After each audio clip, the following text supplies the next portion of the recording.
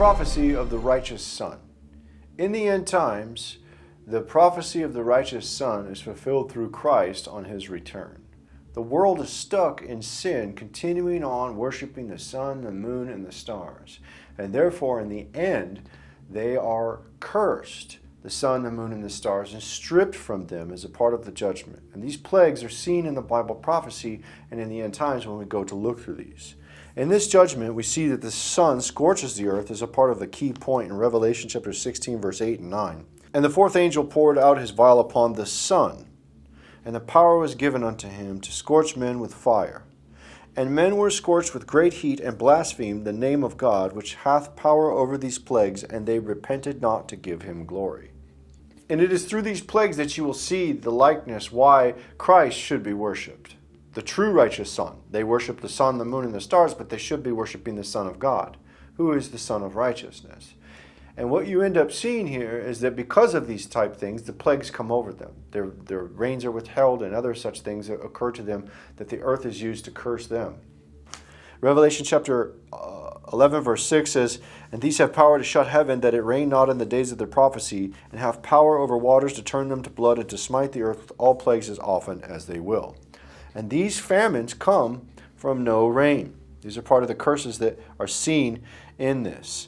Matthew chapter 24 verse 7 says, For nation shall rise against nation, and kingdom against kingdom, and there shall be famines and pestilences and earthquakes in divers places. And so we see the plagues and the curses coming upon the earth. So we also know that the things that are going to be cursing them are coming from the heavens and the earth. And a portion of what is going to occur is the sun's going to be removed. It's going to be turned black. We see this in Revelation chapter 6, verse 12. It says, And I beheld, when he hath opened the sixth seal, and lo, there was a great earthquake, and the sun became black as sackcloth of hair, and the moon became as blood. So we know in this blackness, because of their disobedience and the things that they've done in receiving these plagues, that because the sun is stripped, they will need to have a sun. They will need to have a light, and they will need Christ to become the light of the world for them, to shine bright in the world. In this brilliance of his coming, thus becoming the Son of righteousness that fills the earth with his glory when the earth is sat in darkness because they've been cursed by these plagues. And this is the reason why we see these things written in the book of Revelation, chapter 7, verse 16, where it says, They shall hunger no more, neither thirst any more, neither shall the sun light on them any more, nor any heat. So after Christ returns, there will be no more hunger from the rains being withheld. They'll be thirsty from being no water, from no rains. There'll be the sun stripped from the earth, so there will be scorching of the heat from the sun. And so what you end up seeing is because of these plagues, after Christ returns in the book of Revelation chapter 7, verse 16, that these things will no longer be a concern. Revelation 7, verse 16 says, They shall hunger no more. Well, why won't they hunger anymore? Because there's no more famines. Neither thirst anymore. Well, why were they thirsty? Because there was no rains. Neither shall the sun light on them, nor any heat. Well, that's because Christ is the light of the world, the Son of righteousness. And because there's no more heat scorching them on the earth from the plagues, right? And this is exactly what is talked about with the brilliance of the Lord's coming, where Christ's glory fills the earth. And this is written about in the book of Isaiah. It says, Isaiah chapter 30, verse 25 and 26, And there shall be upon every high mountain, upon every high hill, rivers and streams of waters in the day of the great slaughter, when the towers fall. Moreover, the light of the moon shall be as the light of the sun, and the light of the sun shall be sevenfold as the light of 7 days, in the day that the Lord bindeth up the breach of his people, and healeth the stroke of their wound. This is when we see that Christ becomes as the sun.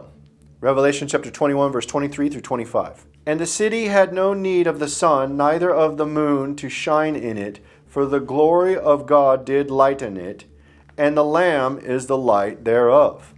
And the nations of them which are saved shall walk in the light of it, and the kings of the earth do bring their glory and honor into it. And the gates of it shall not be shut at all by day, for there shall be no night there. There shall be no more night. And why is there no more night? Because the sun was stripped, it became night and blackness, right? And then Christ returned as the Son of righteousness, the sun, that brilliance of Christ returning filled and illuminated the earth. He turns the earth into a brilliant glory, heavenly realm, just like Eden. And therefore there's no more need of the sun. John chapter 8 verse 12 talks about Christ being the light of the world. It says, Then spake Jesus again unto them, saying, I am the light of the world. He that followeth me shall not walk in darkness, but shall have the light of life. And it is Christ who shines as bright as the sun. In the book of Revelation chapter 1 verse 16 it says, And he hath in his right hand 7 stars, and out of his mouth went a sharp two-edged sword, and his countenance was as the sun shineth in his strength. And who is it that is clothed with the sun? The woman that is clothed with the sun? Yes, it's God's people who are clothed with Christ. That is Christ, the Son of righteousness. In Revelation chapter 12 verse 1 it says, And there appeared a great wonder in heaven, a woman clothed with the sun, and the moon under her feet, and upon her head a crown of 12 stars. Those who follow Christ and lead as many to Christ, they will also likewise shine as the brilliance of the sun. It's prophesied in the book of Daniel. Daniel chapter 12 verse 3 says, And they that be wise shall shine as the brightness of the firmament, and they that turn many to righteousness as the stars forever and ever. It is Christ who clothes the righteous and the brilliance of the glorified bodies that shine bright as stars and as the sun, as the firmament. And it is the brilliance of Christ that illuminates the world. And this is all what is prophesied in the book of Malachi about Christ being the Son of righteousness. But unto you that fear my name shall the Son of righteousness arise with healing in his wings, and ye shall go forth and grow up as calves of the stall. And yes, the Son of righteousness is the Lord Christ, Yeshua himself, the Son of God. And it is because of Christ's brilliance and illumination that bounces off of us, that it reflects the glory of God in the earth. We are likened unto the lesser light, the moon that reflects the sun's light. And we are to reflect that light of Christ through the power of Christ and his illuminated, glorified bodies that we have been given at the day of resurrection that will shine bright.